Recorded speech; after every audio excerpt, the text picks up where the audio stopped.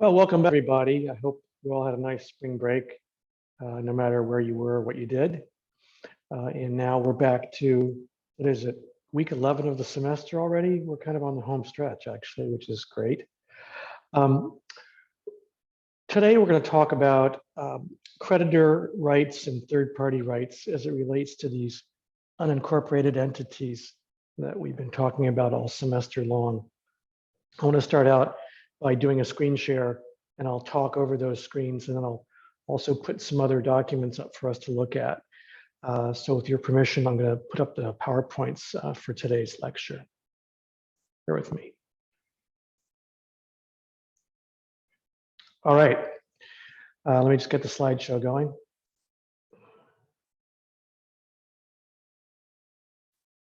There we go. All right, so as we have been doing all semester, we'll start out by talking about general partnerships at the beginning here. This section deals with the kind of an analogy to our previous discussion of the default limitations imposed on partners in selling and transferring their rights in a partnership without the consent of their co-partners or stakeholders. We learned that even without the approval of co-partners or co-stakeholders, a stakeholder can transfer certain of its rights, but not all of them. Specifically, a partner cannot transfer full participation or management rights to third parties without the consent of its co-owners. And that includes transfers to creditors, that is, involuntary transfers of management rights. The transferring partner can only transfer the person's distributional, or we can call it economic or financial rights in the entity. That is, the right to receive periodic distributions in the form of profits or returns of capital, or proceeds of liquidation when the company is over and they've sold off everything and distributed the proceeds on a prorated basis to the partners. So this, of course, leads to a tension between the debtor partners, creditors, who really want desperately to get at the partnership assets, of course, and the rights of the remaining, presumably solvent partners, who have an interest in the ongoing viability of the firm, don't really want it disrupted by a creditor coming in and attempting to participate in the entity and perhaps even attempting to seize some of the assets of the entity.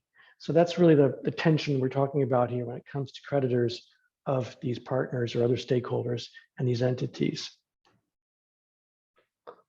Just as the default rules permit a partner to transfer its distributional interest in the firm without transferring either the firm's property or the firm's right to manage, the partnership statutes allow creditors to get to the money distributed by the firm through a device known as a charging order.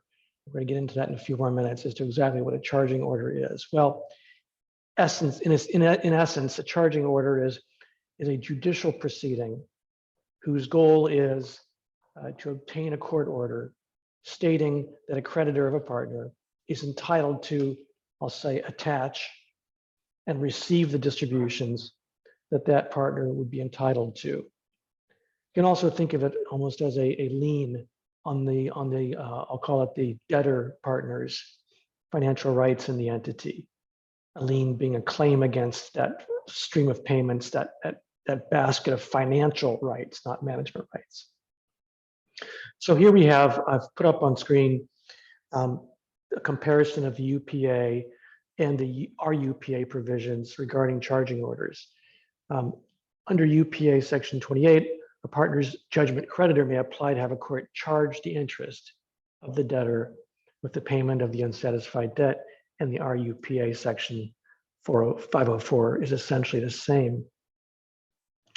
So we also have the concept of foreclosure, and we're going to get into that a little bit later, but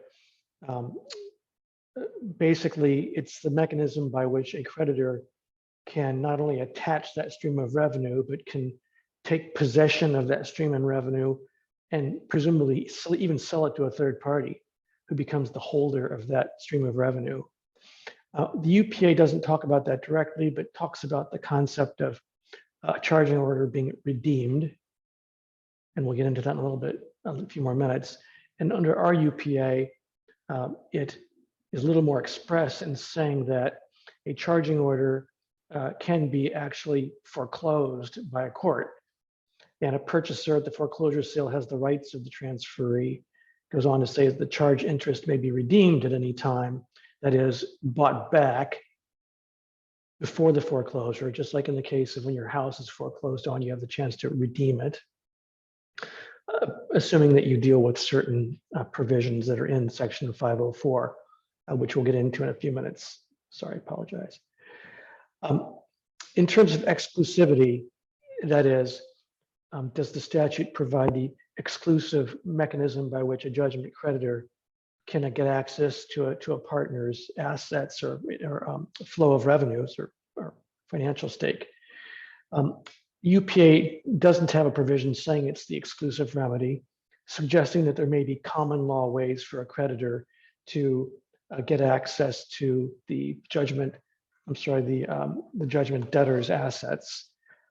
Our UPA, however, states that this charging order mechanism is the exclusive mechanism by way a judgment creditor of a partner can get access to the judgment partner's interest in the partnership. And we'll take part a little bit in a few minutes. So how does the fact that one of your partners has a creditor who's obtained a charging order against the partner's distributional rights in the partnership affect the operation of the partnership as a practical matter? Might the debtor partner become disinterested in participating in management after they've basically gotten rid of their financial stake? We mentioned this last week. We have this interesting situation where a debtor partner may have transferred either voluntarily or involuntarily their distributional interest in the partnership, but may be left with the management rights behind. What tension does that set up? Do you have a partner who really doesn't care anymore because all the money that they were going to get with respect to the partnership is now going to someone else? As a practical matter, is that an issue? Can that be something that's addressed in a partnership agreement? And that's, in other words, to say something like each partner whose distributional interest is transferred without the consent of the other partners will cease to have any management rights in the partnership. That could be drafted into the contract. But without that, we have this strange dichotomy between the interests of the judgment creditor, the partner's judgment creditor, and perhaps the remaining partners who are left behind.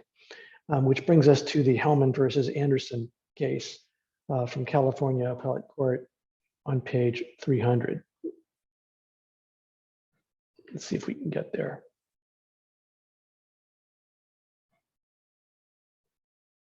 Here we go. So I've put a diagram up on screen that shows us the different players in this particular situation. Again, the importance of diagramming to keep the players straight and the dynamic of the transaction straight. So what's going on here? Anderson and Tolman are partners in Rancho Murrieta Investors. Let's call it RMI. Anderson owns 80%, Tallstrom owns 20%, and is the managing partner of the partnership. Anderson owes a lot of money to Hellman and his friends, in addition to Anderson's bank, of course, who's also owed some money. Anderson settles a lawsuit with Hellman, but never pays. What happens next? Well, Hellman gets a charging order under UPA Section 28 that we just looked at, which means that Hellman is to be paid any profits or monies that are due Anderson by virtue of the charged part of interest.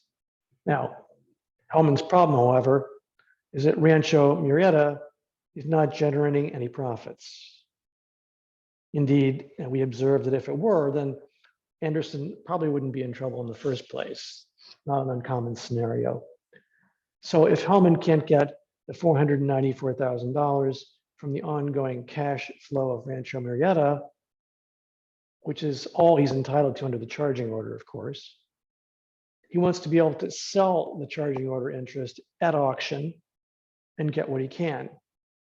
In other words, it's like buying a debt and then selling it to a third party. They'll pay maybe at a discount, but they'll buy that obligation to pay. What happens at trial court? Well, the trial court orders a public foreclosure sale. Now, if you've been familiar with real estate or if you own a house, you know that there is a mortgage on your house probably from the bank. And the bank has a lien, L-I-E-N, on the property, a mortgage lien. And if you don't pay the mortgage, the bank can foreclose on that mortgage lien, which basically allows them to sell the asset that secures the loan and pay themselves from the proceeds of that sale. And that's what we're talking about here. The same idea that Hellman owns this lien essentially against Anderson's interest in the partnership. When Anderson defaults, they can foreclose on that lien, on that lien via the charging order, and perhaps even auction off the revenue stream that charging order covers. So in a lien foreclosure proceeding generally, the lien holder can ask the court to declare the validity of the lien and give the lien holder the right to sell the asset that's the subject of the lien. In my example, the real estate. In our example, the distributional interest in the partnership. Well, on appeal, the question is whether the partnership interest is subject to or can be foreclosed without the consent of the non-charged partners. Now, we know from the Crocker case cited by the Hellman court that the only thing that is chargeable is the partner's interest in profits and distributions, right?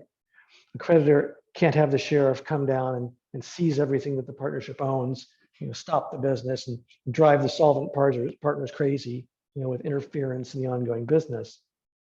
In other words, the creditor of a partner can't levy against partnership assets unless the partnership itself is the debtor.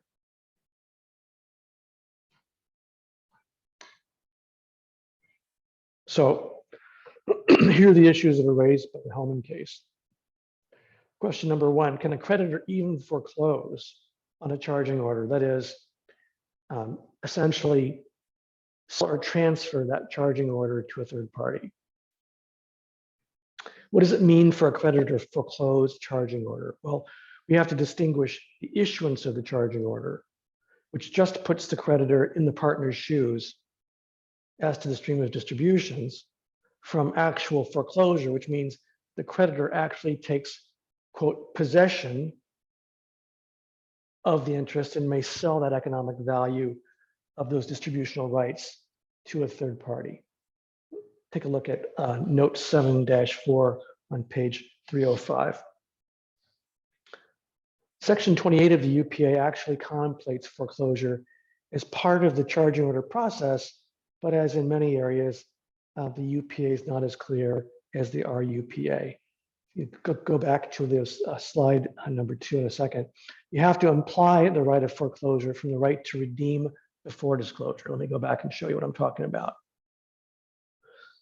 In the foreclosure section, second row, under the RUPA, basically says that the charging order lien, the charging order, the court may order a foreclosure, and the purchaser at the foreclosure sale has the right to redeem it at any time. Even the UPA, by referencing the fact that there is the possibility of redemption, suggests that it may be something that can be foreclosed upon. RUPA is a little more express about it, but the idea appears to be, in either case, that someone who's had their interest charged, and if that interest is going to be foreclosed upon, that judgment debtor, that partner, has the right to pay off the obligation and avoid having the actual charging interest sold to a third party. Generally, if one is the debtor and has been subject to foreclosure on the security interest, there's a right of redemption. And this also applies to a foreclosure of your bank's lien on your house, for instance. Before they sell the house at auction, when they foreclose on the mortgage lien, by statute, you have the right to pay off that debt and avoid losing your home within a very specific limited amount of time. It means that the debtor has an opportunity to buy out the security interest by paying off the entire debt. The debt, however, is accelerated, and the debtor's lost the ability to make payments over time. In other words, if they foreclose on your house and they've foreclosed on the mortgage lien and they're getting ready to sell the property, you can redeem that debt, but it doesn't put you back in the position where you're making nice monthly payments for the next 30 years. You have to pay it all back at once. UPA section 28.2 says that the other partners, the partner who's the debtor and the other partners can step up and redeem the partner, the charger, either with non-partnership property or with partnership property if all the non-charged partners consent. Implicitly, I would say then, the creditor must have had a right to foreclose, creating the right of redemption. Why would the partner step in and redeem the foreclosed charging order? Well, mainly because they don't have to deal with some third party commercial speculator who bought this charging order, entitlement lien, knocking on their door all the time and making noise about, when am I going to get paid my distribution, for instance, might be a reason the partners might do it themselves. As I said before, our UPA section 504 is explicit. It establishes the right to redeem before foreclosure and the implications that go from that. Now, back to the second point that was raised by the Hellman case.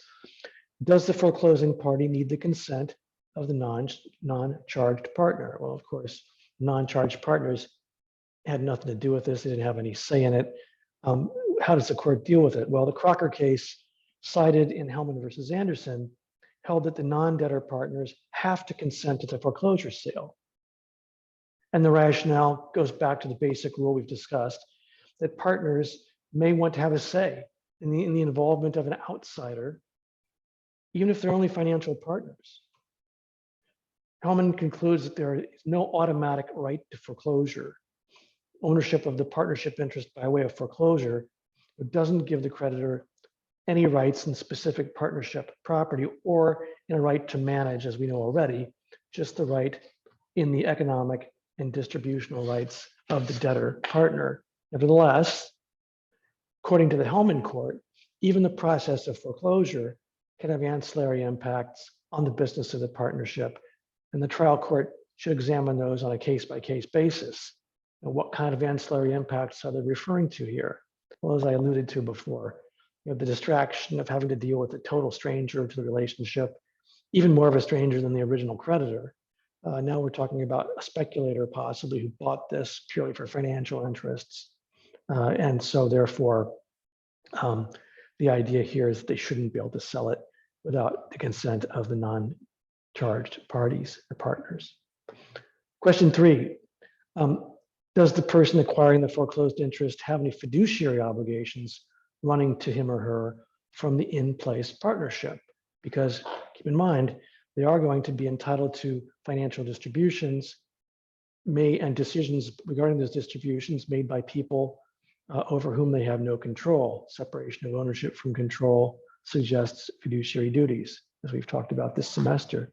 Well, as we'll learn in more detail next week, partners owe fiduciary duties to one another as a result of the fact that they each have the ability to cause the other partners to incur liabilities.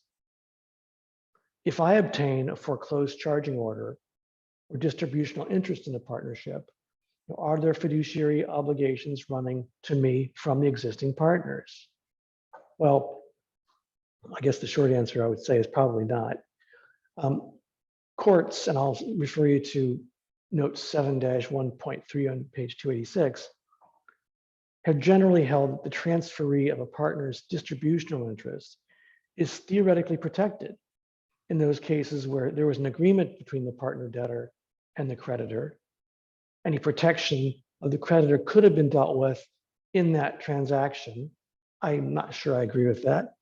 What about cases where the transferee received it involuntarily from the debtor partner?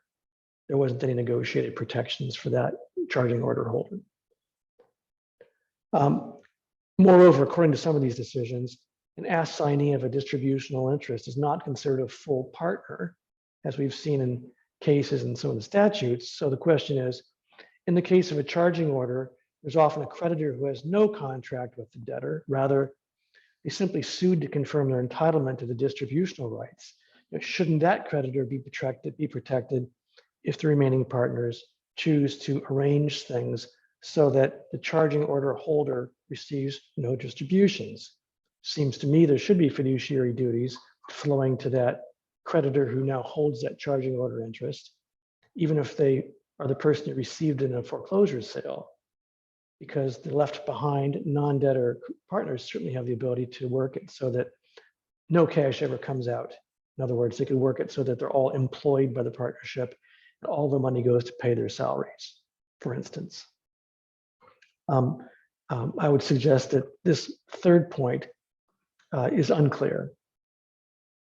Fourth question, what rights does the partner subject to the charging order have in the continuing affairs of the partnership? And this is one of the issues we've alluded to a couple of times in the last couple of weeks. In the absence of any other action by the creditor, the issuance of a charging order leaves the charged partner with all the rights of participation in the affairs of the partnership. If the charged partner were incapable of performing or didn't want to perform, presumably the non-charged partners could move for judicial dissolution.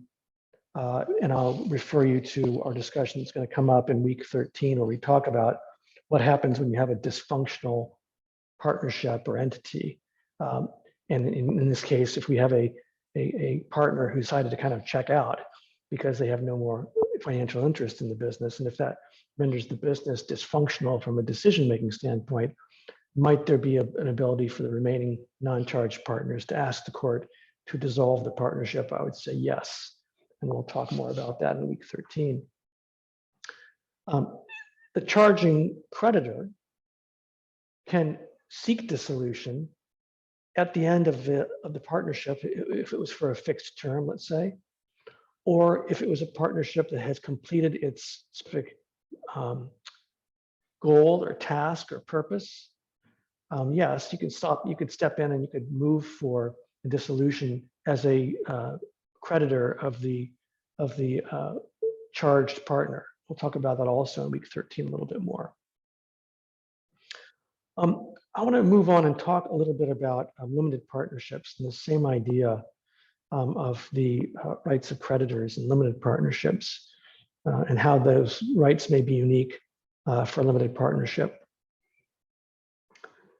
I want to look at the creditor rights in the context of limited partnerships, which brings us to the Bay Bank case on page 308.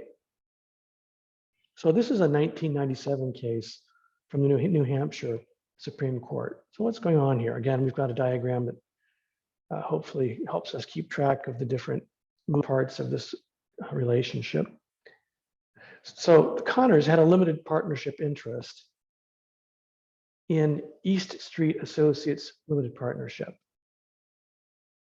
They've guaranteed a loan taken out by Catamount Construction from Bay Bank. Catamount, I believe, was probably doing some construction work for the benefit of East Street Associates Limited Partnership. And so some of the limited partners, the Connors, guarantee a loan made to Catamount. Catamount defaults on the loan. Bay Bank called upon the Connors as guarantors to remedy the default, and the Connors predictably failed to pay on the guarantee. So what does Bay Bank do? They get a charging order against the Connors' limited partnership interest in East Street Associates. All of this is non-controversial, pretty straightforward. However, Bay Bank also asked the court to order the actual dissolution of the limited partnership, grounds that the limited partnership was not distributing enough cash to pay the debt owed by the Connors. And presumably the dissolution and sale of the assets would immediately generate the required cash. In other words, the argument here by Bay Bank is that East Street has purposely restricted the amount of cash flowing to this limited partner, who would use it, of course, to pay the guarantee to Bay Bank. Kind of what we've talked about, making the entity judgment proof. So the issue is whether the trial court was justified ordering the dissolution of the limited partnership as a remedy for Bay Bank. So does this court find that the trial court was justified in ordering a dissolution? No, they don't. So how does the court get there? Well, we've talked before about the linkage between RULPA and the ULPA. And if you look at RULPA section 1105, it reads, just to remind you, quote, in any case not provided for in this chapter, the provisions of the Uniform Partnership Act shall govern, end quote. In other words, if the ULPA or RULPA doesn't deal with it, check the partnership statutes. Based on RULP 1105, the trial court imported into the RULPA the dissolution remedy available to a charging order transferee in a partnership at will under UPA section 32, paren 2, paren B, paren. If you look on page 624, which is where the statute's located in our textbook, subsection 2 says, quote, on application of the purchaser of a partner's interest under sections 27 or 28, at any time if the partnership was a partnership at will, that is, there was no specific agreement as to duration or the purpose of the limited partnership, when the interest was assigned or when the charge order was issued, there's this right to dissolve the creditor has the right to dissolve the partnership. So the question is, was this really a correct interpretation of what the statute appeared to say by the trial court? So let's look at the statute in a little more detail. I've put up on screen RULPA section 703 and RULPA section 802. 703 provides for charging orders and gives the judgment creditor only the rights of an assignee. We've seen this before under the partnership statute. Now, as noted by the court in this case, there's no enforcement mechanism under the RULPA. In other words, there's nothing that says what you can do beyond simply receiving that distributional interest of the judgment partner. Now, the court rejected the Connors' position that there was no linkage at all between the UPA, between the ULPA and the RULPA, or the UPA and the ULPA, Rather, it ruled that the remedy awarded by the trial court was not consistent with the linked statutes.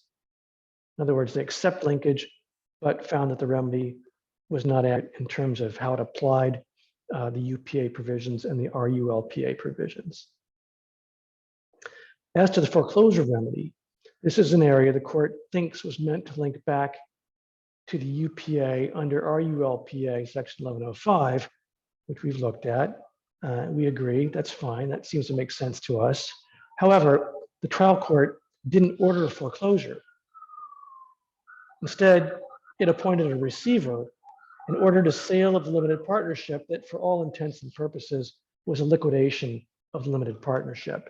And that, compared to mere foreclosure, is problematic for two reasons.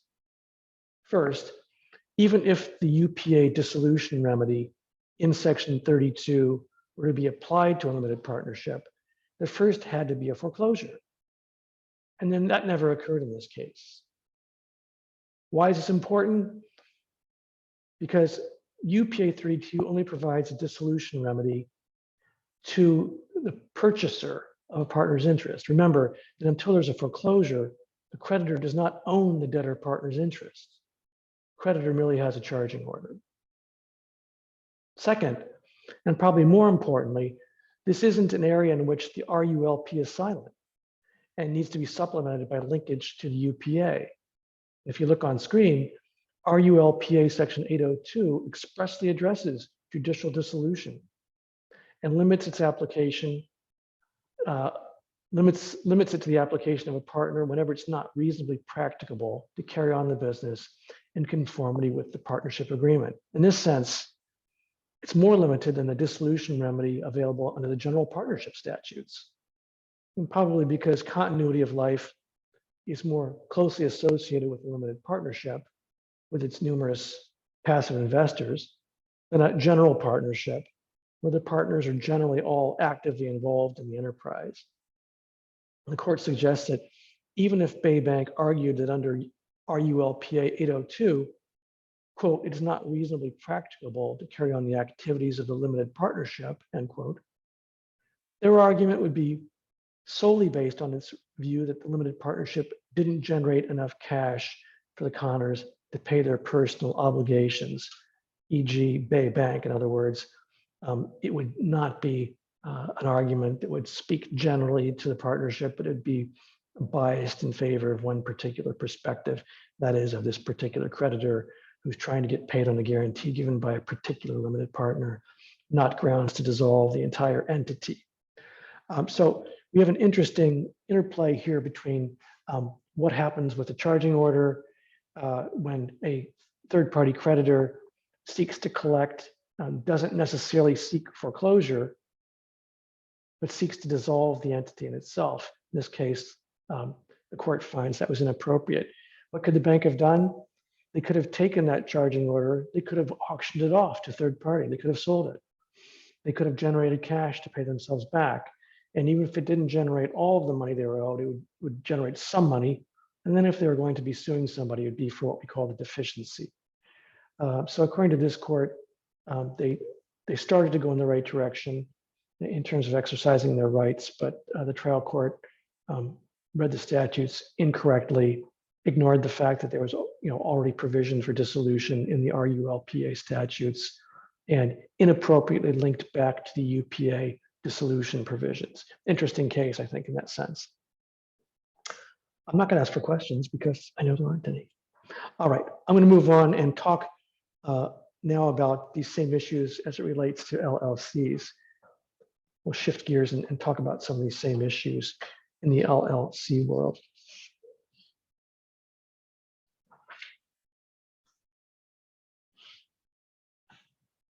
So I'm putting up on screen the ULLCA, the RULLCA, and just for kicks, I put the Ohio statute up there.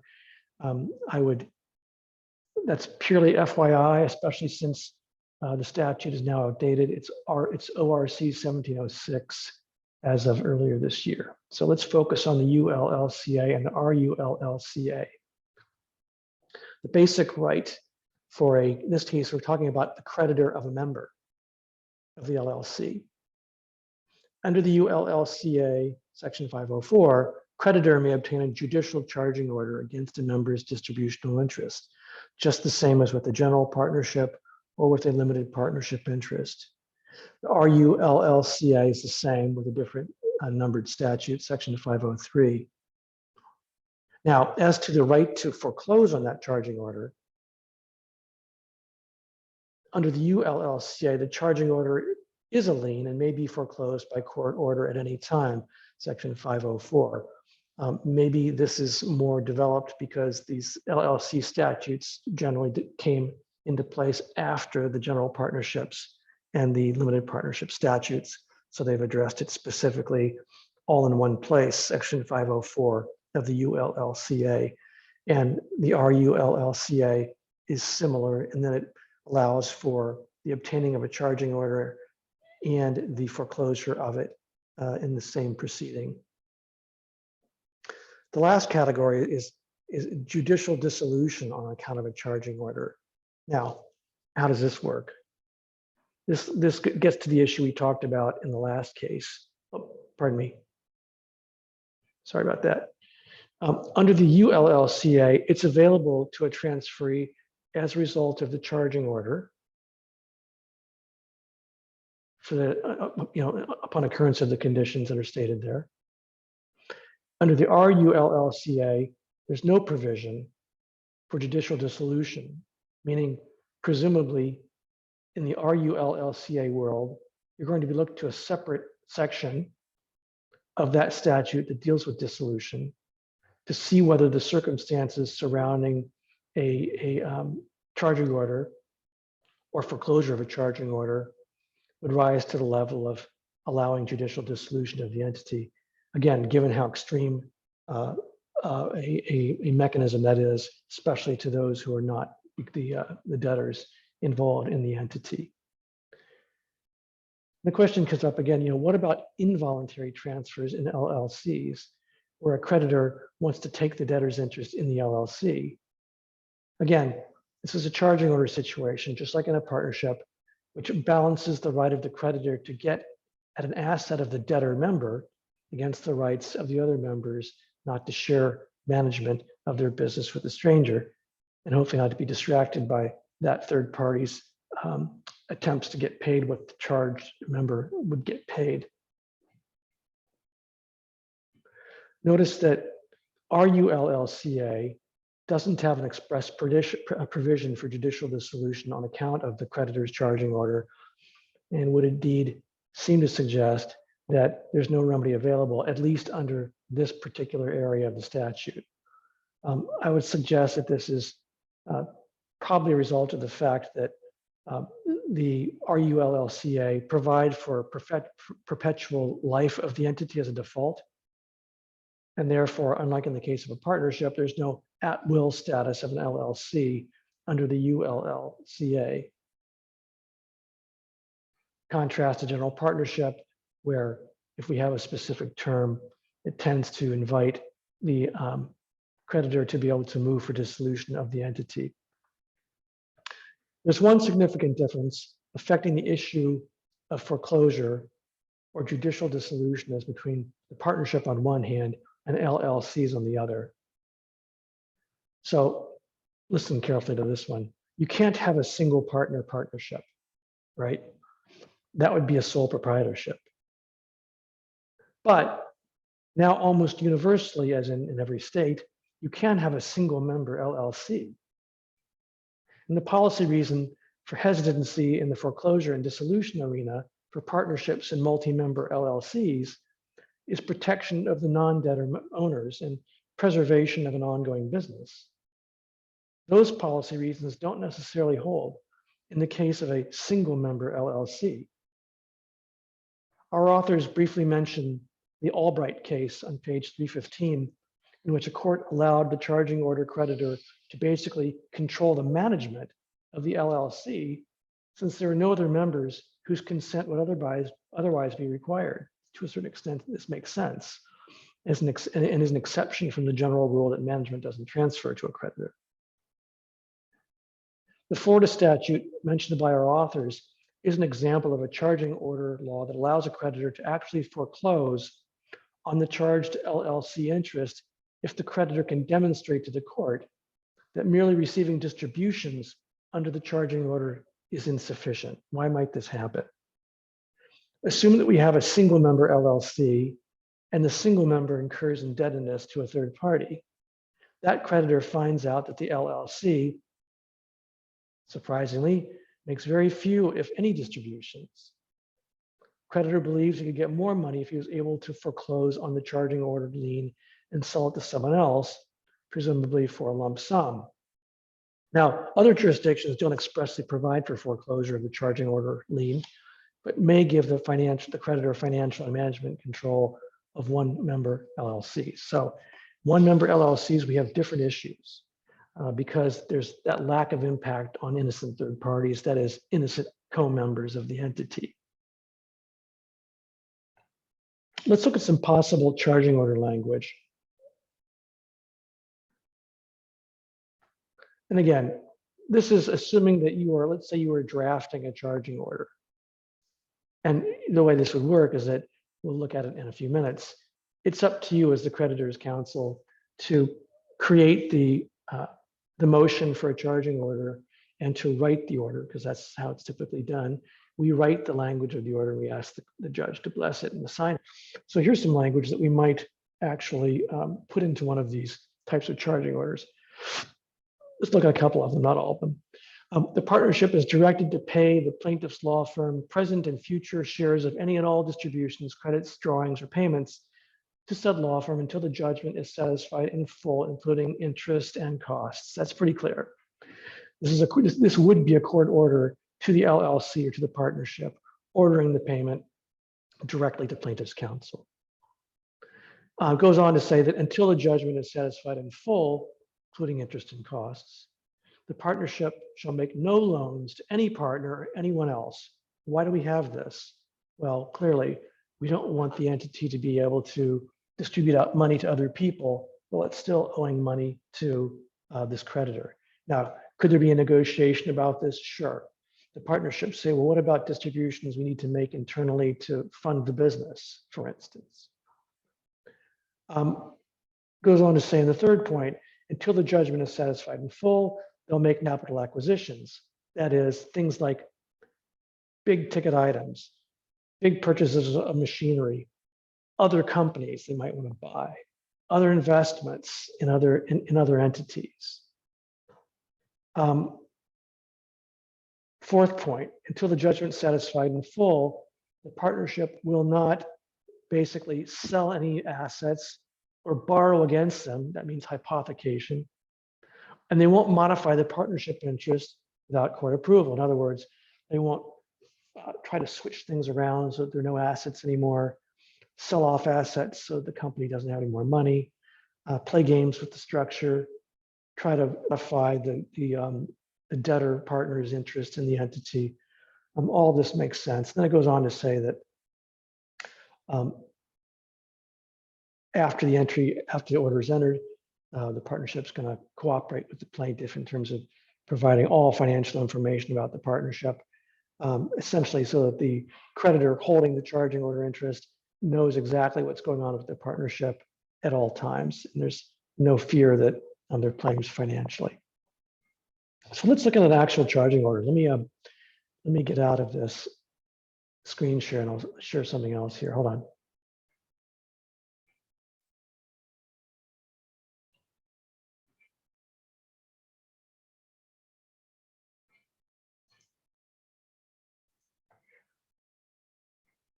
All right, so this is a case where someone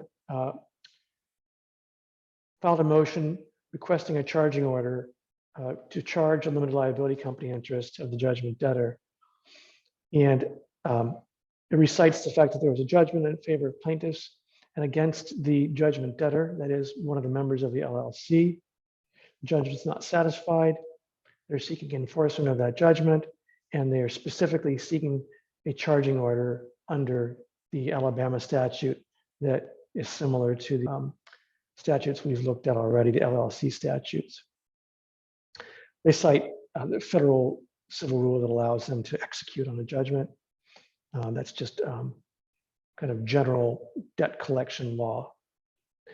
And then they assert that the defendant, in this particular one of the defendants, owns interests on all of these various LLCs and some Florida LLCs. And they cite the fact that under the Limited Liability Company Act of that state, they're allowed to ask the court to issue a charging order against a debtor member's interests in the LLC. Again, the rights of an assignee of financial rights. And then under that statute, that particular statute, this charging order mechanism is the sole and exclusive remedy of a judge creditor. It's not like that in all states, but in Alabama, apparently it is. So what happens is that the court in this case finds that all the facts are true. This guy does own an interest in the limited liability company. The plaintiff has demonstrated that they've obtained a judgment against this particular member. And the statute certainly provides for the issuance of a charging order against an individual member's interest in the limited liability company. And so the court orders the entry of the judgment granting the charging order against the particular member's interest. Let me see if I can find, I think I have the actual order itself. Hold on. Bear with me a second.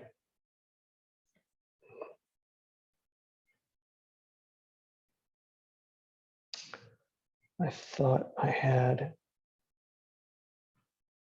the actual one. Bear with me a second, folks. Apologize.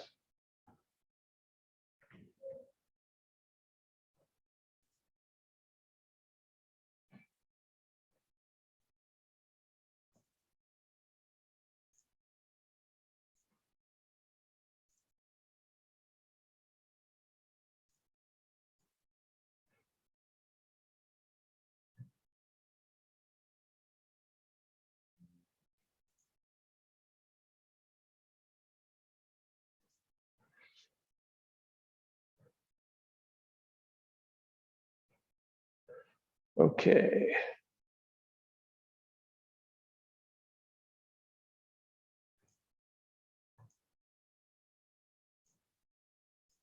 All right.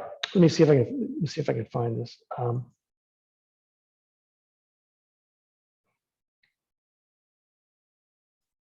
thought I was going to be able to show you this charging order, the actual charging order itself, but I'm not able to make that happen, so I apologize.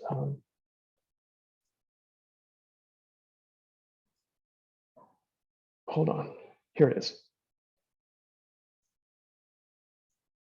Sorry about that. Let's see if I can make this a little bit larger. There we go. So this is the actual charging order that was issued in this case. What we saw before was the opinion of the court in deciding to grant the order. And this is the actual order that was issued, reciting the fact that the plaintiffs are entitled to damages in the amount of $409,000 plus interest. Court cites its own opinion and order. And this is essentially the actual order that goes to the LLC, ordering it to pay out Ed Glover's percentage of financial interest in these various LLCs to the plaintiff in satisfaction of his interests. And it says at the end, the LLCs are ordered to report to the plaintiffs each time a distribution is made with respect to any transferable interest, listing the amount and time of all distributions made at the time or in connection with that distribution.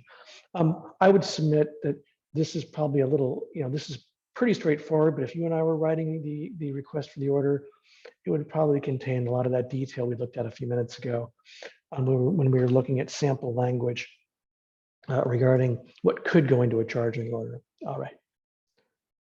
Let me go back to where we were before. All right, let me go back to our PowerPoints.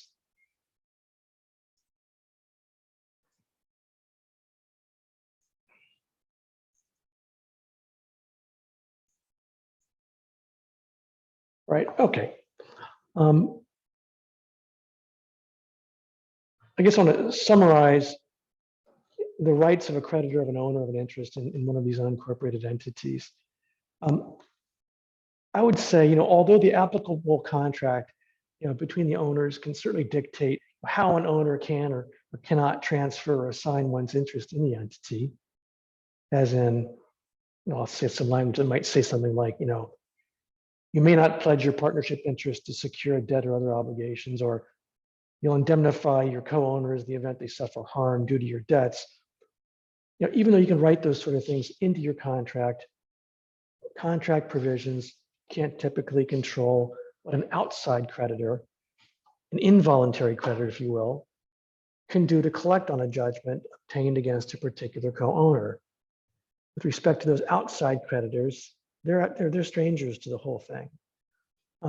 You'll note that we've looked at some of the statutes that deal with this area, and they don't necessarily contain any sort of limitation as to what you can draft into your operating agreement. In other words, the statutes don't say except as provided in your operating agreement, suggesting that there are things you can put into the operating agreement to control the possibility that these interests even become the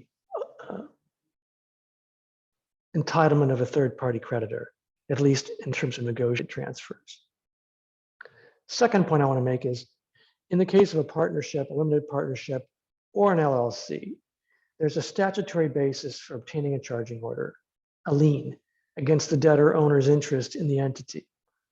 The charging order allows the creditor to step into the debtor owner's shoes as it relates to financial or distributional or economic rights, but not in terms of management and decision-making, except perhaps in the case of a one-member LLC. Now, the purpose of the charging order is twofold. First, to protect the non-debtor owners of the business from creditors of the debtor owner. And second, to allow the partnership or the limited liability or the LLC to continue to function. Third point, as a lien, a charging order is theoretically subject to foreclosure, as is any lien, meaning the creditor can take complete control of the charge and can even sell it to third parties in order to receive payment of the judgment sooner, and perhaps even greater quantity than waiting for the charging order to pay out over time. Think of it like a mortgage lien on your house. If you default, the bank forecloses on the lien and sells your house to get paid off. Foreclosure of a charging order only exists where it is provided for by statute or agreed between the creditor and the debtor owner. And not all the statutes provide for charging orders, provide for foreclosure of the charging order. Fourth, related to foreclosure as a creditor's remedy, but procedurally different, is the concept of causing a dissolution of the debtor entity in order to allow the creditor to perhaps gain access to more money to satisfy an unsatisfied judgment against one of the owners. And while dissolution is not necessarily baked into the various charging order statutes, it exists elsewhere in the statutes that govern unincorporated entities. And we've gotten some taste of that today. We'll look at this in more detail toward the end of the semester, the idea of what are the grounds to dissolve one of these entities. Fifth point, despite the existence of fairly clear statutory authority for creditors' remedies in the case of a judgment against a debtor owner, in practice, few cases are straightforward, which is why we have these reported cases. They all require your familiarity with the concepts that we've been talking about today. And keep in mind that these all come out of fraught situations where someone has defaulted and maybe even a guarantor has defaulted. So they can be messy and contentious. One of the issues raised by having a creditor of one owner seeking execution against the debtor's interest in the entity and the possible disruption that might cause is, what recourse do I, as a non-debtor owner, have against the debtor if my investment in the entity is negatively impacted by the actions of the creditor? This leads to the topic that we're going to start to address next week, which is that of fiduciary duties. What fiduciary duties do owners of unincorporated entities owe to each other? How are these duties activated? Are fiduciary duties those with decision-making power greater than those duties of participants who are more passive, as in limited partners, perhaps? Well, we're going to get into all of that next week. As for Thursday of this week, we're going to have our second in-class problem. And as before, I will email the problem to you at class time. And unless you've received an accommodation from the administration, I'll ask that you get it back to me by the end of the class period. Of course, there'll be instructions with it as well. In terms of coverage, we're going to be covering text pages 239 to 320 in the lectures for class weeks 8, 9, and 11. As always, you can always send me questions before the in-class problem if you have any concerns. The format is likely going to be an extensive facts pattern with a number of very specific open-ended questions following that fact pattern. In the meantime, I hope you all have a great rest of the week. Thanks for listening today. Bye-bye.